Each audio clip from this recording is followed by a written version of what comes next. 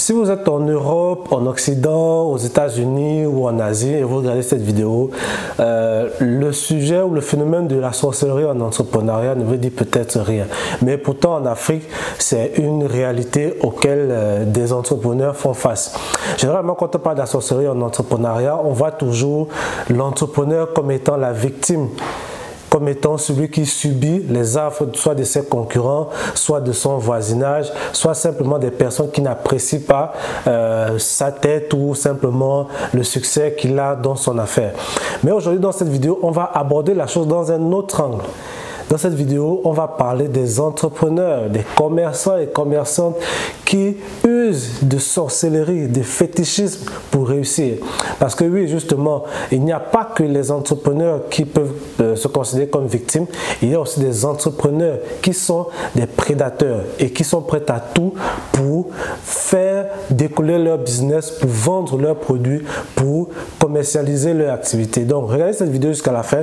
C'est tellement les histoires sur lesquelles je vais revenir, les histoires que je vais relater, vous allez retrouver dans certaines, chacun selon son pays, et vous aurez aussi la possibilité, vous avez même la possibilité de relayer aussi vos histoires en commentaire.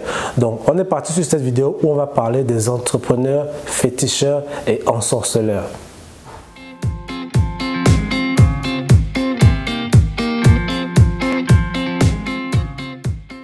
Bonjour la famille, j'espère que vous vous portez bien, que vous avez passé une très bonne semaine. La mienne s'est bien passée, grâce à Dieu.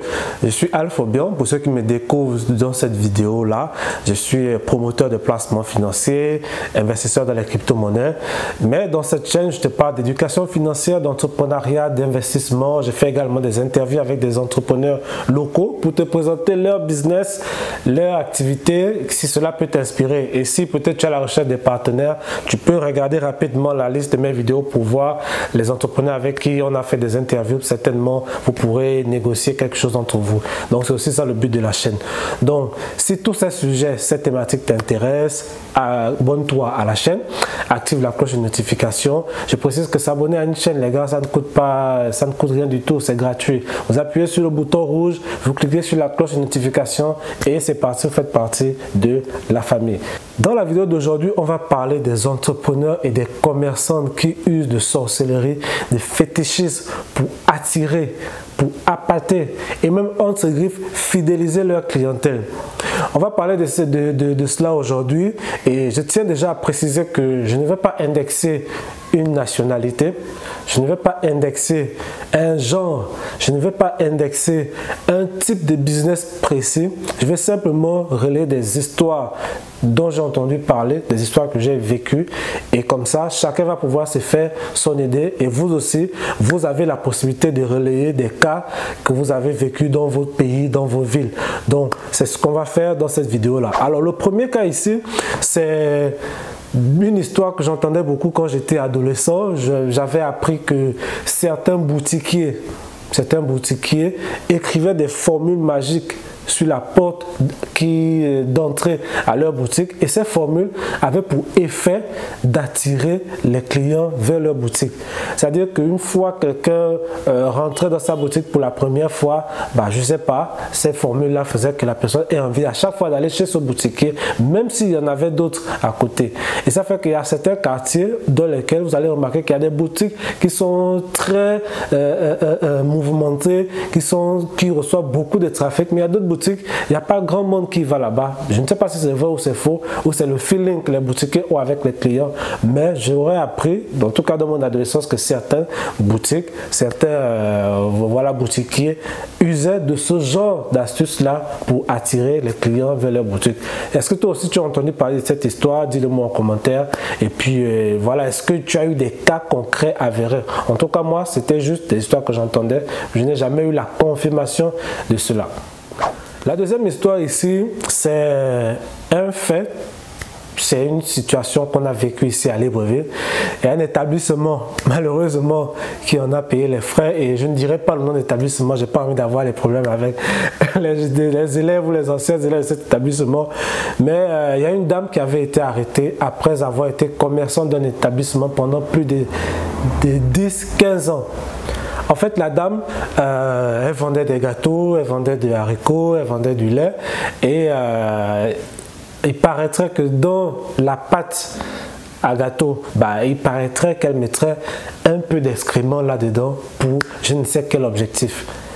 Si c'était pour envoûter les clients pour qu'ils apprécient toujours ces gâteaux, si c'était pour les envoûter pour qu'ils ne veuillent pas aller acheter chez d'autres dames, chez d'autres mamans, mais l'affaire ici a beaucoup jazzé, il y a des médias qui en ont parlé, il y a des élèves qui se sont fâchés, il y en a même qui ont quitté l'établissement depuis près de 5-10 ans, mais qui ont reconnu la dame parce que quand eux aussi étaient élèves dans cet établissement-là, ils se souvenaient manger les gâteaux de cette dame. Donc c'est une histoire qui a été mise à nu ici en public. Je ne sais pas comment l'affaire a été suivie. Est-ce que la dame a été incarcérée? Est-ce que la dame a été jugée? Est-ce que la dame, on lui a demandé de payer des amendes? Je ne sais pas comment l'affaire est terminée. Est-ce qu'on l'a rapatriée? Parce que ce n'était pas une Gabonaise. Mais c'est une des histoires les plus populaires de la société ici, avec cette histoire de gâteau au caca. Voilà, c'était ça l'histoire. Donc, vous, dans votre pays, est-ce que vous avez appris des cas comme ça? Est-ce que vous avez vécu ça? Ça s'était passé comment? Dites-nous en commentaire. La troisième histoire ici, c'est une histoire toujours avec des commerçants.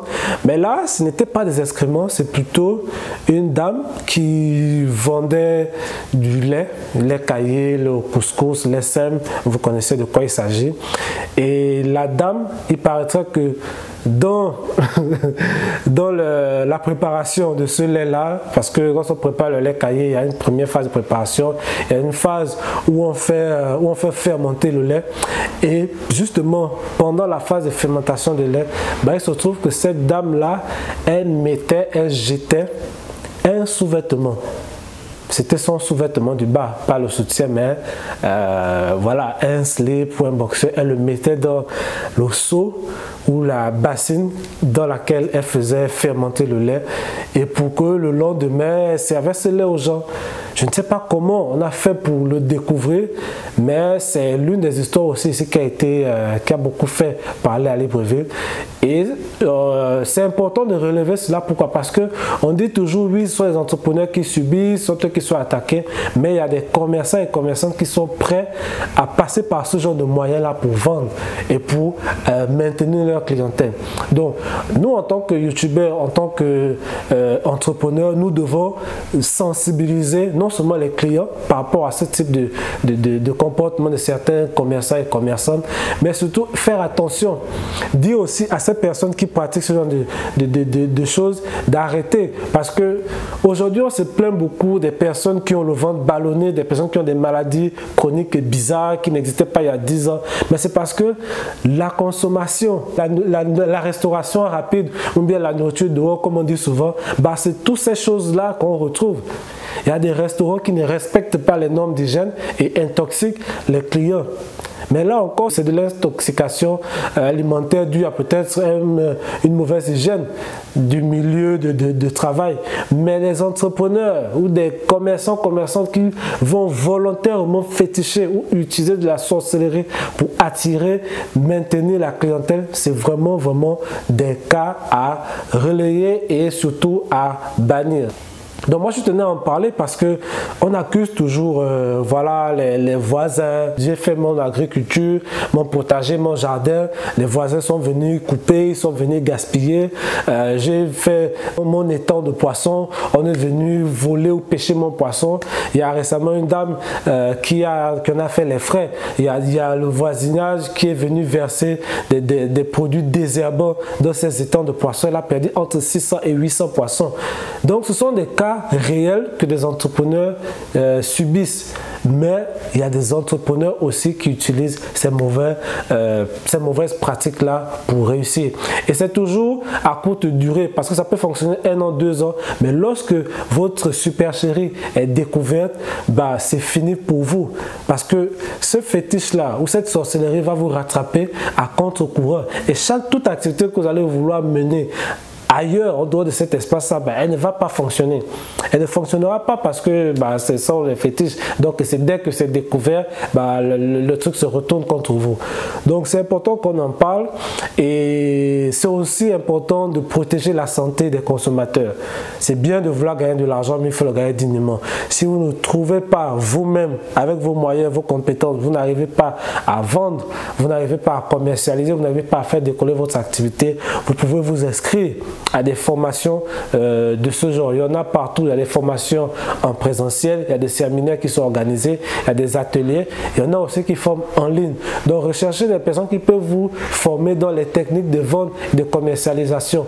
Comme ça, vous saurez ce qui ne va pas dans votre activité et ensuite vous allez pouvoir réagir, réajuster. Mais user de la sorcellerie, c'est vraiment pas la solution. Ce n'est pas la solution si vous voulez réussir et faire quelque chose avec votre argent. Donc voilà ce dont je voulais parler dans cette vidéo. Dites-moi ce que vous en pensez. Je sais que ce sont des cas vrais. Et vous avez forcément entendu parler, donc dites-nous en commentaire ce que vous avez vécu. Est-ce que c'est vous qui avez peut-être été la victime? Voilà, donc on se dit dans la prochaine vidéo, portez-vous bien et n'oubliez pas de vous abonner, faisons grandir la communauté, faisons grandir la chaîne. C'est comme ça qu'on pourra aller chercher des gros entrepreneurs qui ont de très bonnes histoires et des bons conseils à nous donner. Allez, portez-vous bien, ciao.